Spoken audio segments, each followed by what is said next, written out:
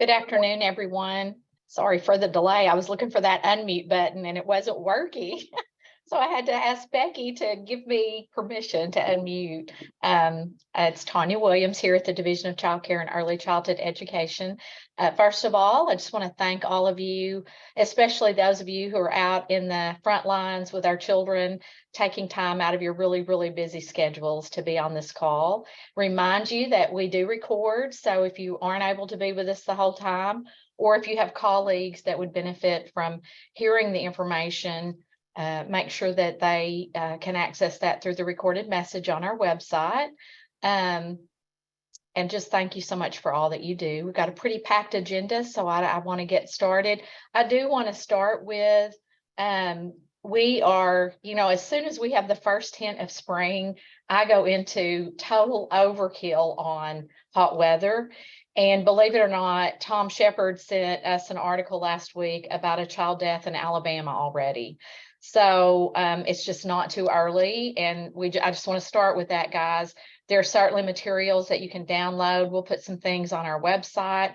But please, if you're doing transportation, be aware that we are getting into that season when a child can get really hot really fast, and it can really cause harm. So if you need training or information about it, let us know. But the materials, let your families know, make sure they know. A lot of times we're seeing deaths because a family member forgot. In the case in Alabama, it was a child whose father forgot about him being in the vehicle and went to work. It's just a tragedy. But I just wanted to remind all of our incredibly important early childhood people, let's be really safe about that transportation. We do have a couple of special guests. I'm going to start with Tammy Jones. Tammy Jones, yes.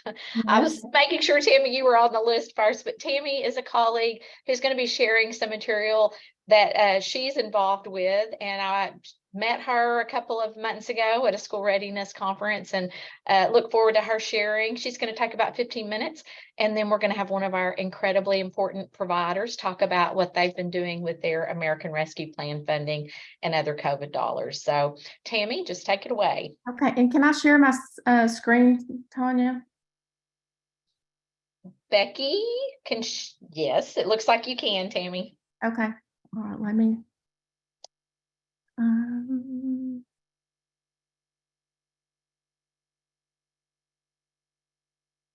Okay, can y'all see my screen?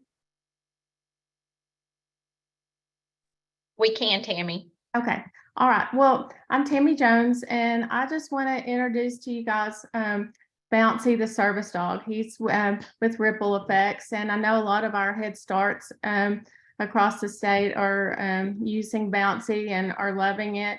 And Bouncy, I know, a lot of you may be using Conscious Discipline or another Tier 1 social and emotional program, but Bouncy can come right alongside that. And what Bouncy is designed to do is to help kids self-regulate their emotions. So like when they have those tantrums and meltdowns, and I know seems like since COVID, when I'm talking to, pre-K teachers, they're saying, yes, it has increased. We're seeing a lot of that. And so Bouncy is made to help kids to feel safe, to feel, to learn to be calm, to also to, feel that attachment. So it's not the adult trying to, to do it. Bouncy helps them to calm down. But as you can see, Bouncy here, he has his prosthetic leg. He has a brown eye and a blue eye. His, ears are different. And he has Bouncy has a whole story behind him, how he's become resilient with that. Also, our case studies and our studies around Bouncy has shown that 94% of tantrums are down, 75% of roughhousing is down, 99% of disruptive behavior is down, and 81% of anxiety-driven behavior is down. So we know that Bouncy works, and we'll have a couple of testimonials I'll tell you about towards the end. But I'm going to just scroll down, and I'm going to play just a little short video so you can see him in action, because what Bouncy does is he's an animatronic service dog, and he breathes. So like when kids get into, just a meltdown, having a crying spell, they hold Bouncy chest to chest, tummy to tummy, and he breathes. And kids just kind of automatically start matching their breathing rate to Bouncy's, and they can push his front paw, and he coaches them. He tells them how to breathe, how to take a deep breath, how to hold it, how to count to 10, and to blow out. And then he also, sings songs. He's also bilingual, so you can put it in Spanish mode or English mode, depending on the child. But let's just watch this short clip. Stress, anxiety, and fear mark the lives of too many of us today. Teachers, parents, and our early learners themselves need both emotional support and practical help. In the face of these challenges, many families and schools are turning to service dogs for a reliable relationship and everyday help. True service dogs are matched to the needs of their handlers. Bouncy is a service dog who matches your needs for a flexible system of social, emotional, and behavioral supports. Breathing Bouncy models and coaches kids in how to slow their breathing to be calm and strong.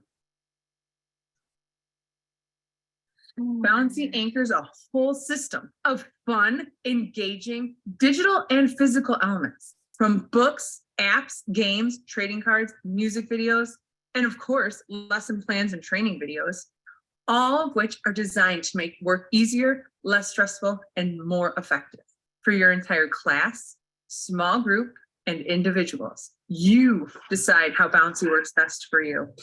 Bouncy unites our classroom with fun experiences that create an inclusive community of practice where everyone belongs. Kids co-regulate to Bouncy's physical cues to master breath regulation fast and calm themselves. They take care of him while he cares for them. Most of all, Bouncy offers unconditional acceptance to everyone he meets, even parents who can't help but make him a part of their family. With Bouncy as their helper, kids develop the resilience they need to be ready to learn. So we as teachers are less stressed and have a tangible connection to parents. Disruptive behaviors go way down and instruction time comes back up. That stuff. All you gotta do is bounce. Bounce, bounce, bounce. All you gotta do is bounce. Okay, so you can see how cute Bouncy is, and he is a a whole classroom kid, and usually pre-K classrooms, they set a Bouncy center up. And so you saw the animatronic and how he breathes, and then each child gets their own little plush Bouncy. Now he's not an animatronic, but I know in some of our Head Starts they send him home and they teach responsibility with it. And I know I was down in like Glenwood not too long ago, and she said that they just work it in with conscious discipline and the responsibility part. And she said she had a parent come in the other day that said, okay, the reason we're late is we had to go home and get that dog. So she said he wasn't going to come to school without it. So I thought that was cute. But anyway, so Bouncy, he has 2 teacher squads, one for like tier 1, and then also another one for more disruptive behaviors, tier 2 and tier 3 behaviors of how you get a child to calm down, because we know when they're in that fight or flight mode that they can't learn. So that's the real big thing with Bouncy is we want to get him, we want to get students ready to learn. But there's like beautiful read aloud books that integrate within the curriculum, like, Bouncy counting 1 to 10, and because they have to do that, learn to count to 10 when they're breathing and blowing in, blowing out, things like that. But there's posters, there's trading cards, there's, a coloring book type thing. And then there's also digital apps that the parents can, it has a strong parent component too, because we want our parents to be coaching the kids when they get into those disruptive behaviors at home, to be saying the same types of things. So there's, they can make their own little character to go along with it, but there's just a lot of different components with Bouncy. Also, let me get over here because I want to show you, and I can set anybody that's interested, I can set them up a preview account. I don't know, Tanya, maybe I'll just set up one preview account and you send it out. You can share that link. That might be the easiest way to do it. But I want to show you just part of one of the videos, because Disney and Pixar did our videos, and that they are really, really good, and kids really there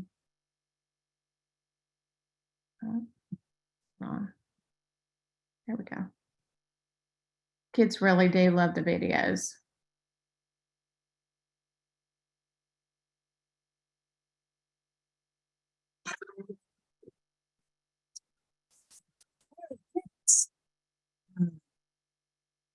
Breathing out, breathing in is all you need to do. Calm yourself right now. Put your hand upon your belly. Feel breath go out and in. And calm yourself right now. Okay, gotta love that sloth. But that's just, one of the videos that they have. There's, if you get a demo site, you can preview all of them, and I'll just show you another one of my favorites right here. Talk with Love.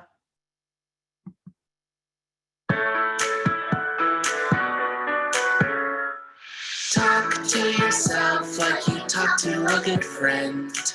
Talk with love, talk with love. Say things that help, not hurt, to get through till the end. I'll be okay. I'm not alone. I'll be calm. I can get help. Talk to yourself like you talk to a good friend. Okay, so you can see, how well our videos are done. And so, kids really do connect with that, and they learn that. Just a couple of,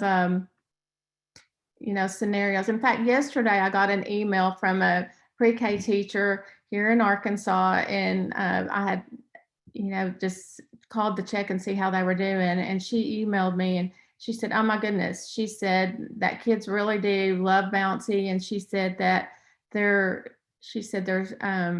violent behaviors, what she said, has gone significantly down.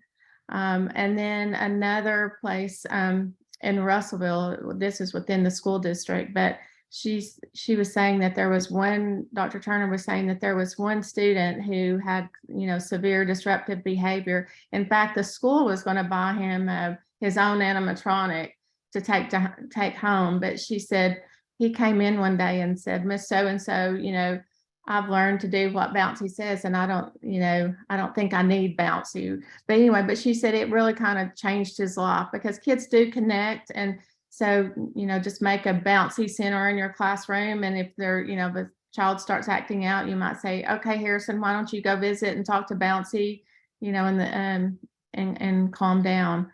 But he just becomes kind of part of their culture. They take responsibility. He has his own little dog brush and little dog bowl, like they pretend he eats, but and they take care of him. So it's just part of that responsibility. But, they kind of get ingrained in what to do and how to breathe and how to talk with love and all of that. So basically that is what Bouncy is. You're probably wondering, how much does Bouncy cost? And he's $1,349 a classroom with that. So, but basically, he's pretty special. He's won lots of awards. He won last year. He was a finalist in the Cody Awards. The Cody Awards are educational products, and he won the top 2 out of all of them. So the research behind him is pretty compelling. So if you need more information, I'm Tammy Jones. My email's Tammy, Tammy Jones 3300 @Yahoo. So you can email me and I can set you up, like I said, a demo account. Tanya, should I just get a demo account set up and you email the link to everybody? We can, or we can put it on the website. That might not be as safe, Tammy, but if you could put your email address in the chat box, Okay, there's several people. I think that would help them make that connection with you. I know okay, there are a couple of people that did ask the cost, which you've already told them. But I know there are a couple of people who said they're very interested. So definitely want you all Okay. to be able to make that connection with Tammy. And appreciate you so much. It's very exciting, and it does certainly align with a lot of the work that we're doing around social emotional supports for young children in the classroom. So it's a great opportunity, guys. I'm going to let Rita Ward, who is one of our early care and education providers, talk next. So Miss Rita, if you're on. Hey, guys, can you hear me? Okay, good. Well, I'm pretty honored to be asked to speak with everybody. And so what I'm talking about is all the money that we got from the COVID relief. And I don't want to speak for everybody, but it was a blessing for us to get that. And I know that having the essential worker vouchers with all the parents and how grateful that they were. So I want to stress that to you guys, as well as that all my parents were so grateful for all the money that they were able to get for that it helped them tremendously. You know, COVID was such a horrible thing, but I want to try to look at the positives of it. And for me is that I didn't have that anxiety that parents can't pay, that I know some of my parents, their work got cut in half. And so that helped a lot. And now we're just kind of back, back into full swing, and parents are paying on their own now. But what I did with the money is, we have the little checklist on there where we're going to allocate the money and things like that. So the positives, I think right in the beginning, I'll be honest, I cringed really bad when they were like, okay, in order to do this, way before we had the pot of the money there, is to do the essential worker vouchers, is we need you to go from level 1 in Better Beginnings to level 2 or above. I don't like change because it doesn't scare me. It's like, oh my gosh, I don't have time. And it's this overwhelming sense of not having time. But once I got into it, the positives that I loved learning how to do the business aspect of this job. We come into this job, we love children, we're not doing it to make millions, because we all know that that's not going to happen. But the business side of it is, for me, I tended to neglect. I was like, as long as my bills were paid, then that's it. I tended to neglect myself in this. So what I have learned is that I'm able to during the BAS and the FICRs. And one thing is that I wasn't really beefed up in the science aspect of it. So this summer, we're going to have some raised flower beds built, and so that the kids can dig in the dirt and plant some flowers. They can dig in the dirt, and hopefully we're going to have, I have an idea that it may not go this way, but, just some sort of food. And that we could say, oh, look, you grew this tomato, or you grew this. Now we're going to cook it and taste it and eat it, where they can see that this is something that they did, that I'm going to use as far as the science part. And some other things that you guys were talking about, like the mental health part, we tend to want to allocate that for others, but we never look at ourselves. My educational background is that I have a master's in counseling. So I have really good friends that are therapists. And so if I'm like, oh, somebody help me, I can get on the phone and I can talk to them, or we can go and have a dinner date or whatever, and visit and just like unwind in a safe environment. And again, being self-employed, it has all of that stuff. This past weekend, a friend of my son that he graduated with, my son just turned 26, And he called me and he told me that a friend of his just committed suicide. And it got me thinking, in that element of the money allotted, it says for mental health, and we automatically want to go, I don't want to go to a therapist, or I don't need to do this. But also taking that time that, I don't know about others, but for myself, prior to COVID, I had not had a vacation since 2011. I just didn't shut down. I didn't do that. I felt like I needed to be here for these parents. They go on vacations and they do that. But there's that line there. And in the mental health, we may just need a day off. And whether it's just chilling in the house and watching Hallmark all day, or going out with a friend or a spouse or whatever, is that we can use that as our mental health day, whether it's one day or a full week. What else? The other things that I did with the money is that I was able to buy organizational things. Again, with the Fickers and the Basses, where it's like, oh, they're not, the environment is, I have all these things, but they're not totally accessible to the children without me having to get them. And so it's like, oh, I can buy this storage bin. It's open, it's accessible. They can get it anytime that they want. All my classwork, and then have it labeled and in certain different places. Those were things that I was able to do. Toys that were on its last leg, I was able to throw out and replace, because as we know, children are very hard on toys.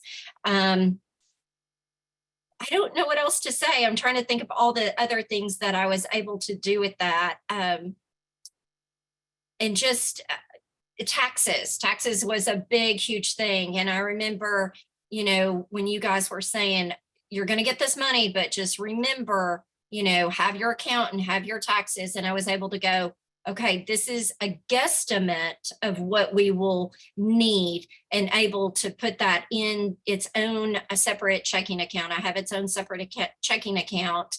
And so anytime I pull it out, then I have a file on my computer, and then I make a note. I was able to purchase the kids' care, and it's roughly $100 a year.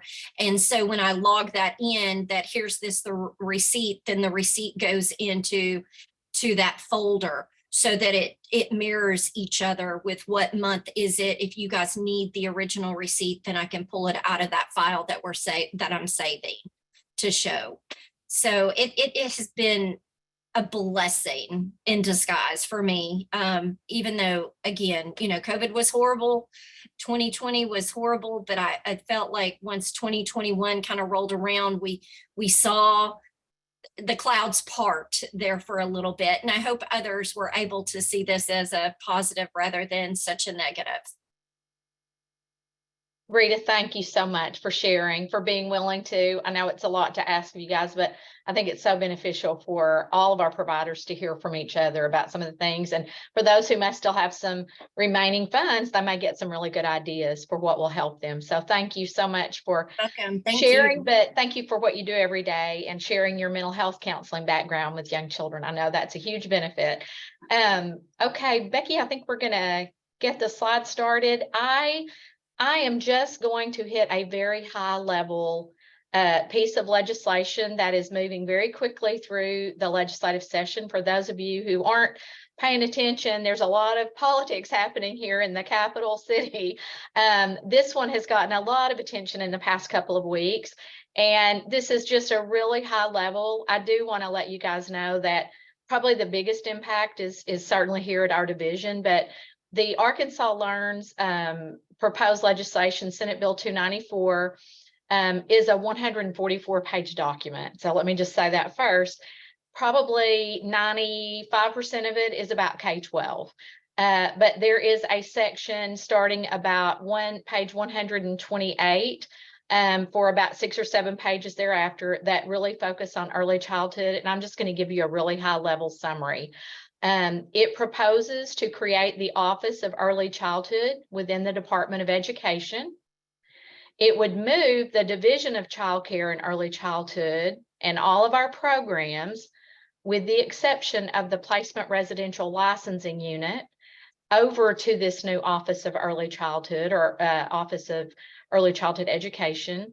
It would place Arkansas Better Chance or state-funded pre-K, Part B for children before kindergarten. These are services for children with disabilities 3 through 5. Part C, services for infants and toddlers 0 to 3. The Head Start Collaboration Office, which is just really a pass-through grant here at our division currently. And then a lot of other things that we do here. All of our funding at the Division of Child Care. Part C is actually in the Division of Developmental Disability Services. So I just wanted you all to be aware. I encourage you, I can put the link to the Arkansas ledge in the chat box. There are, several pages of things within this proposal. And I'm not going to go through each of them. It's not a law yet, but I suspect it will be maybe by the end of the week. It will be signed into law. So the biggest impact probably is on my team and moving or moving under the Department of Ed. We're not sure logistically about physical space and all of that. I see questions about how this will affect child care centers. First of all, let me tell you guys, within the law, there are specific pieces of language about minimizing disruption. So we will have minimal disruption for you all. We are going to try to do this as smoothly and seamlessly as we can. There are states and colleagues who've done this, and we're working with consultants from Louisiana, for example, who did this move about 6 years ago, roughly. And so there are states who've done this. And I really think the biggest impact will be, here and us trying to work through logistics. There will be lots of opportunity, as stated in the bill, for you all to have some public input into changes that may be made over time. There are timelines within there. So the biggest timeline that's immediately going to be in place is the transition from our current place in Department of Human Services to the Department of Ed, which would be October 1 of this year. So I will put the Arkansas legislative website. You can go out and look at the bill for yourself. Again, it is moved. It's already been through the Senate and the House. There's some cleanup edits that happened yesterday in the Senate, but I do suspect it will be signed into law before the end of the week. And happy to talk to you guys offline if you have any specific questions, but I will tell you, I do not have the answers. So please know that there's a lot of change in it, and we're going to be working with the Department of Ed closely and with the Department of Human Services and other partners as we do this transition. The biggest thing I can say to you all is please remain calm and keep doing what you do for children every day. They need us to be our very best, and I know you all will do that. It's, it sounds like a big change, but I think the biggest change is going to be for me and my team here at the Division of Child Care, and we will be working with you as we incorporate these. But there are pieces in that legislation that really require us to keep things as seamless as possible so that you all do not feel any ripples from these changes. So just know that. Child care folks, just like early care and education in schools, should not be impacted by this. It should not have any impact. We need all of you. If everybody stopped doing what they're doing, it would be a big, huge problem for the state of Arkansas, because schools can't do it all. Child care programs can't do it all. We all have to come together and blend and work as partners. So I just wanted to give you a high level, since we were in the middle of all this, and you may have heard of it or you may not have heard of it. There are many other pages that have to do with K-12 education. There is this section for just early childhood. So I'm going to go ahead and put information in the chat box and then let Becky advance us on to the next part. And I think I have this part too, so just bear with me. I will get that info into the chat box. Lori, thank you. She's such a great partner. Lori's put in information from the Department of Ed about Learn. So thank you so much for sharing that. I wanted to just, because there are things in both the executive order for Learns as well as the legislation that's moving, the proposed legislation. I want to just visit about the enterprise licensing portal system. For those of you who are licensed, you know that we moved from a system that we had used for several years last summer, to the new enterprise licensing system. We are going to be adding some things, and it's part of the law requirement. So if we get ahead of it, we'll already have it in there. But we're working with our IT folks to add for you all as providers in your side of the portal to be able to add the curriculum that you teach. You know, that is a requirement of licensure so that you'll be able to put the curriculum. It's not there yet, but it will be hopefully in the next couple of weeks. And on our next call, we'll definitely walk you through that so that you can add it. You may see it before our next call, but if you don't, we'll be giving an update at the next call. We are working with our IT folks, but you'll be able to add your curriculum that you currently use.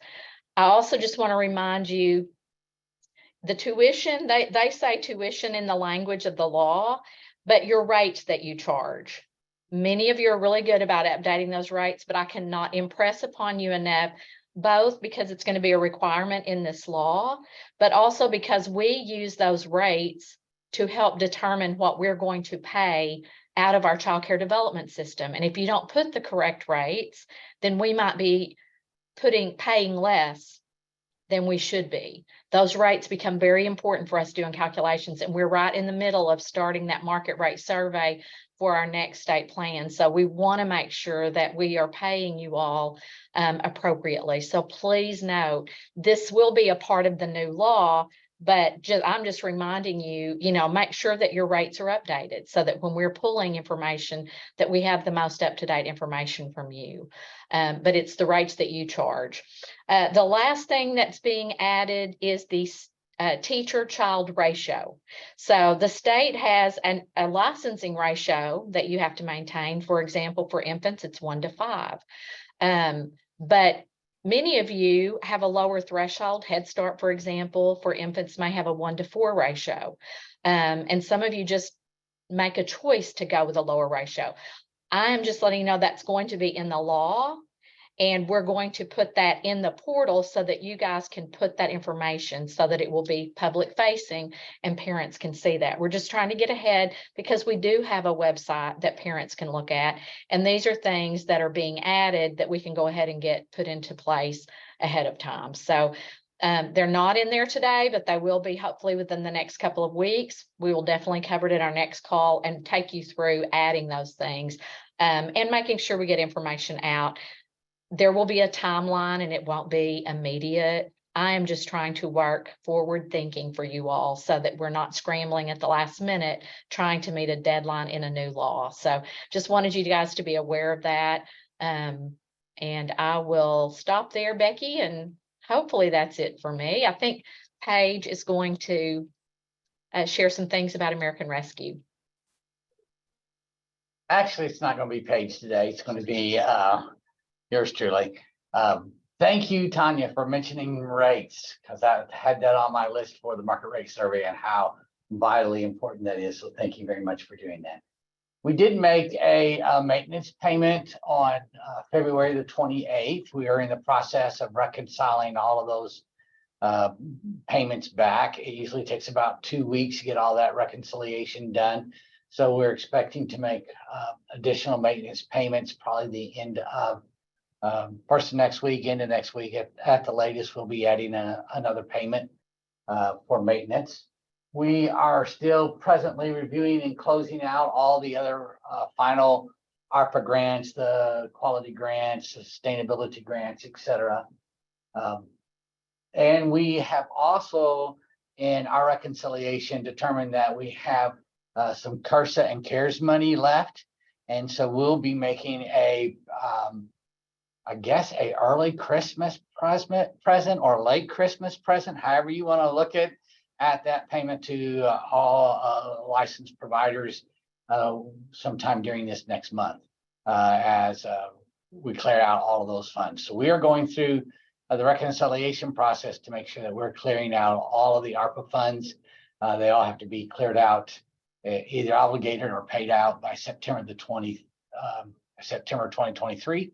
So we are working on those processes now. If you have any questions, you can holler at myself or Paige Cox on any of those grants, and we'll be happy to answer those questions. And that's it for me. Thanks, Tom. So if you missed that, Tom was saying we have some funding out of one of the COVID relief buckets as we've been doing reconciliation. It's the second bucket that we received in 2021. So we have to have that one spent by September. And so we'll be making a one-time payment, as Tom said, a little early Christmas or a little late Christmas. But anyway, we're very excited. That will happen much like we did that funding. So we'll be working with you at your licensed facility and passing it through based on your capacity, just like we did in the early days of COVID when we were just making payments. It won't be through the grant process that we use for American Rescue Plan Act. So if you have questions about that, it's just based on your license capacity and the quality of your facility. So we look forward to sharing that. And so I would just put a little plug for Tammy Jones and Bouncy that you could use that funding to maybe look at implementing that in a classroom or two with these extra funds, unless you have something else that you are thinking about. So we're excited. And then I think we have updated toolkit information, and I'm not sure if that's Kelly or Lisa. Lisa Bush, it looks like. It's my turn. I just wanted to give a quick update. Since we started the higher levels, we have approved 22 facilities for level 4, 12 facilities for level 5, and 20 facilities so far for level 6. And we still have more coming in wanting those higher levels. So y'all are doing really good. Like Tanya said, our toolkit, I think for center-based right now, is out on our website.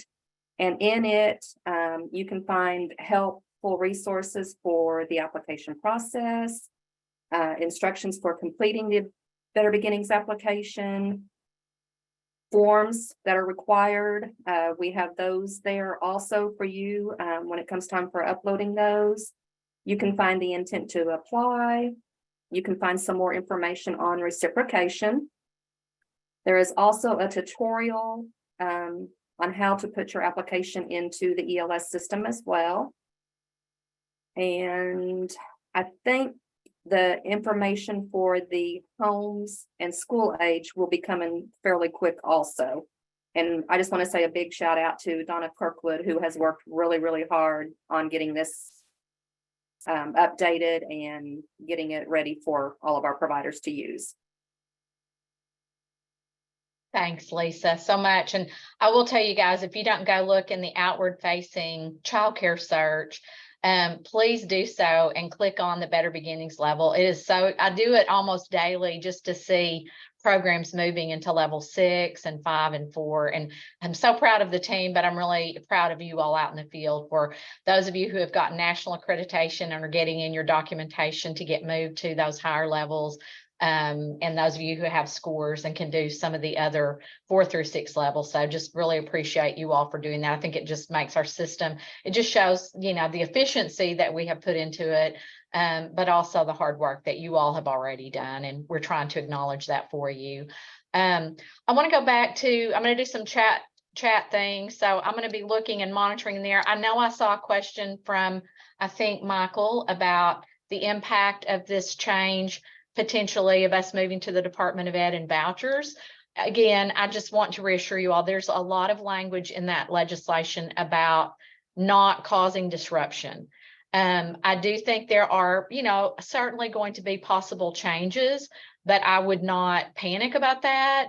If you're interested, I think there'll be opportunities to work alongside our agency and the Department of Ed as we do the transition and have input. We've always wanted to make things better, and I think we work at that every day. So if you're thinking about things that could help us all make it better, we have a lot of federal programs here, and we have a lot of federal requirements that we have to follow. But if there are ways to streamline things or make them more efficient, we'll be thinking about that. I don't know, to answer your question, Michael, I don't know that there will be any immediate impact, but over time, there may be more. I think it's exciting that we already have our programs in Better Beginnings, and we require level 2 of Better Beginnings. All of those things, there's a lot about the quality of programs and the importance of kindergarten readiness. So just stay tuned and pay attention and watch as we move that bill through the final parts of the legislative process, and then really stay tuned for the future, because there's going to be a lot of opportunities, I think, for local people to be involved in, having input into the process and transition. I think there was another question. Okay, so I think there is no need for you to apply for the funds that Tom was talking about, and somebody's probably already responded, but those funds are based on the model that we used with the cursive fundings that we received in 2021, and it's based on your capacity and your Better Beginnings level. So Tom's team is taking that remaining funding, and let me just say, it's not a huge amount. I think it's a little over $2 million, but it's enough for us to be able to give all of you a one-time payment and finish out those funds that have to be expended by September 30. So you do not have to submit anything in the portal, but do keep your receipts in case you were audited. Tom, anything else that you would want to add on that one-time payment? Yeah, one of the things that was asked was, will it have the same March 11th, 2021 date? And it will not, because these funds did not have that attached to it by law. So it'll be paid based on, like Tanya said, the open facilities.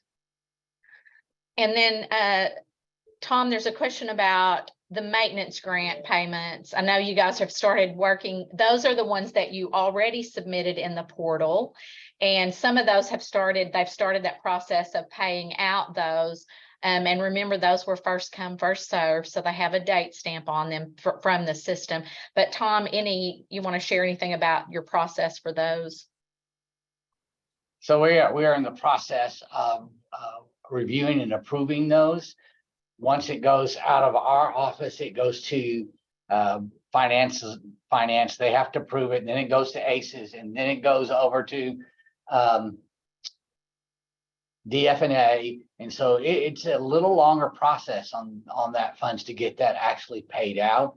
So even though we may submit a payment this week, sometimes it takes 2 weeks for it to get through those processes because it has to be approved through DFNA.